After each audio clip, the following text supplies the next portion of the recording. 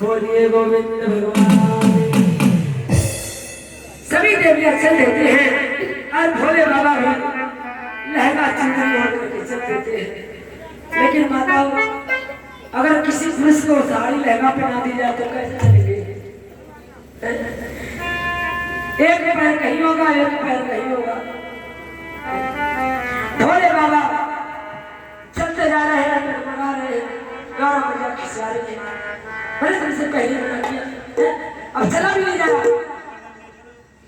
बस हो गया, अभी पर्वत पहुंचा दे।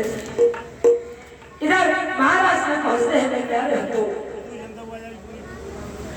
जब महाराज में पहुंचे और जाकर के महाराज किया मेरे प्रभु ने हर सखी के ऊपर एक कमर में और कंधे पर हाथ डाल करके महाराज किया।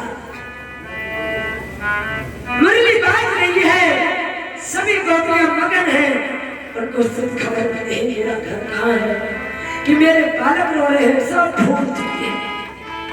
जितने ही मेरे भगवान हैं उतने ही गोपियां हैं। जब सुने भगवान ने योग माया से गोपियों को सब भगा दिया, कि भगवान ने योग गोपियों को इसलिए बुलाया था कि अगर किसी को भगवान साक्षात अगर दिख जाए ना तो कितना अभिमान हो जाएगा ना। इसलिए गोपियों को नहीं पता था कि मैंने महाराज किया है प्रभु के साथ। भगवान ने योग माया से सब भुला दिया, अपने घर को चली जाती है।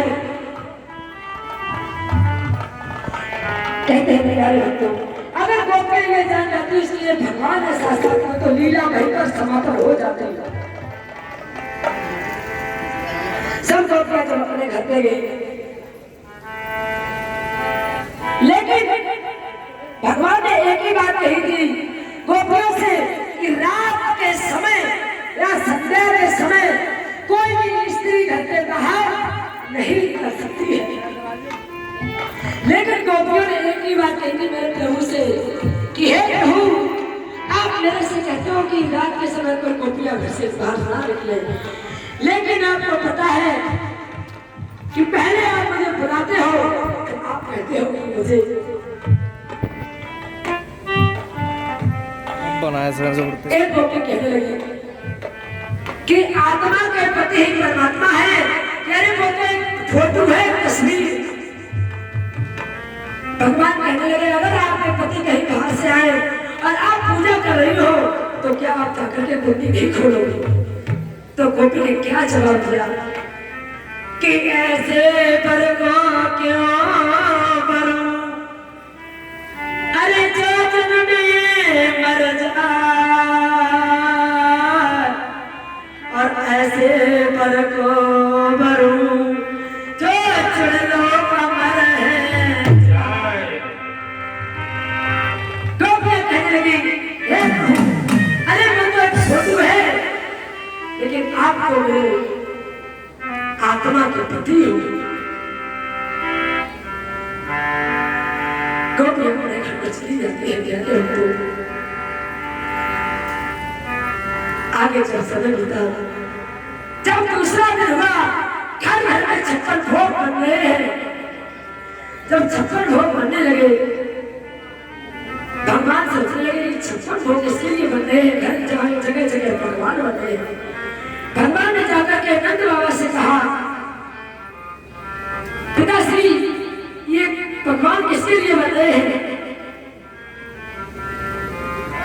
नंद बाबा कहने लगे कि जो इंद्र हैं उनके लिए कहते हैं उनको भोग लगेगा, प्रसाद जब उनके लिए बनाते हैं, भोग लगाते हैं, तब वो बारिश करते हैं और उसी से अन्न उत्पन्न होता है। जब अन्न उत्पन्न होता है तो हमको उससे भोजन मिलता है। इधर समझाने लगे और क्या कहने लगे कि सुनो लाला, तुमको नहीं मालूम है तो क्या करते हैं, अरे मेघों को आज्ञा दे करके पृथ्वी पर जल बरसाते हैं, मेघों को आज्ञा दे करके पृथ्वी पर जल बरसाते हैं, तो जो होता है उससे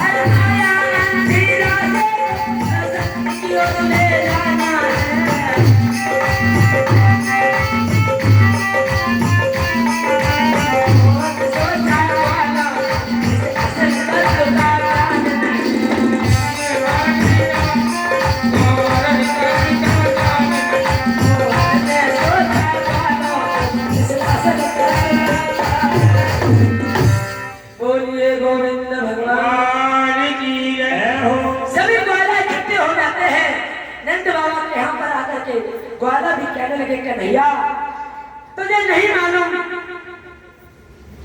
यहाँ पर जो इंद्र हैं उनके लिए पकवान बनते हैं और जब वो मेघों को बरसाते हैं ना आज्ञा देकर के उसी से अन्न उत्पन्न होता है। भगवान कहने लगे पिताश्री ये सब अंधी गति पर चले जा रहे हैं, इनको सच्चे सत्य की पहचान नहीं है और न ही ये वेदों का पहचान है इसको। अरे मैं ऐसे इंसान को सुनो पिताश्री, अगर ऐसे देवता को बताए कि जो स्वयं पूजे और फल तो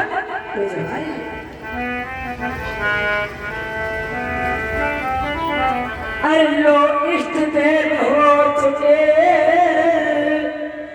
अरे लाओ सामग्री भोजन को, अरे पूजन प्रेम से समाप्त करो, परिक्रमा करो गोवर्धन।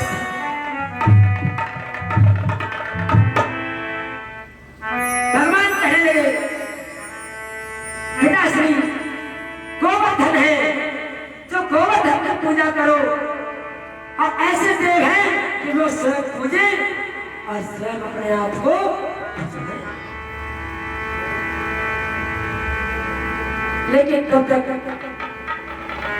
गुरुदेव ने गुरुदेव को आए करना चाहते थे, उनसे पूछा। नंद बाबा कहने लगे कि मेरा कन्हैया बहुत चित कर रहा है। गुरुदेव कहने लगे अगर कन्हैया चित कर रहा है, लेकिन ध्यान रखना कहीं इंद्र रुष्ट हो गए तो तुमको नहीं मालूम, अनर्थ हो जाएगा। लेकिन भगवान चित कर रहे हैं। गुरुदेव कहने लगे लाला का चित नहीं मानता है तो चलो पूजन के लिए चलते हैं। चतुर्दशा दिन है मेरे प्यारे भक्तों। अब आकर के सभी चल दिए, आगे आगे गुरुदेव जा रहे हैं थार करके। अरे विश्वास थार कर ग्वाल केवल का लगा के ध्यान, नागर की अंतरपट नाटक करने लगे भगत, कि मेरे प्रभु नाटक करने लगे। भगवान ने ग्वालों को आदेश दिया कि यमुना मैया से जल भर करके लाएं और जो ये पर्वत है इसको नहला दो। ग्वाला कहने लगे कि भैया पागल हो गया, इतना जल ला करके कहां से इसको बनवाएंगे? अरे कभी नहीं हो सकता है। हाँ, भक्कड़ बाबा कहाँ है?